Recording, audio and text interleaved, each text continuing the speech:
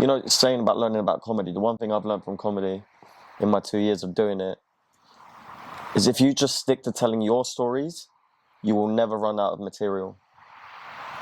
People genuinely just want to hear stories that are funny or have funny, ironic endings or have some sort of funny meaning behind them. Oh, when you break it down like that, it's like when Kevin Hart talks about his stuff, it is just his life. When Mo Gilligan talks about his stuff, it is just his life. And that gives you longevity.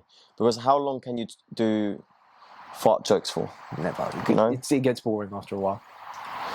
Like, for example, I do this joke about my granddad and my mum being adopted and my granddad cheating and stuff. And that's a real story. And it's a tragedy. When my mum was 18, my mum found that she was adopted when she was 18, it was the worst day of her life. And 18, 40 years later, over 40 years later, her son has turned it into a comedic story and she loves it. Your mum loves it? She loves that I tell that story. That's great.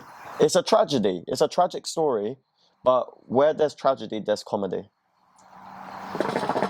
Have you always been this type of kid that turns really awful situations into funny jokes? Bro, when my dog died, I thought of 4 jokes. Did you feel annoyed at yourself for doing that? No. It's comforting. Why not? The dog is already dead. I love my dog, but the dog is dead. I'll never forget when my dog died. I was digging the dog's grave, right? And my dad was gardening while I was digging my dog's grave and not giving a shit.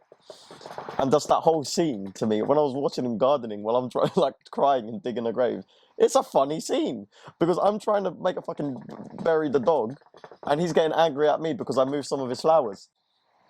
Did your dad not love the dog? No, he loved the dog, but it's just my dad's.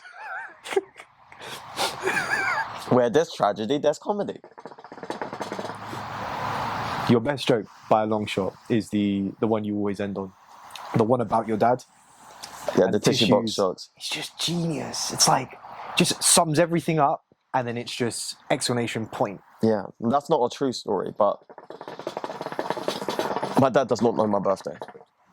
Nor does my dad care. My dad doesn't know. If I call my dad right now... So there's elements of truth. Yeah, he doesn't know my birthday.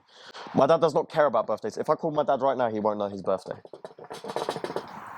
Does your dad know how old he is? Yes. But he'll probably work out his birthday. It'll just take him a second. He doesn't care. It's a different generation.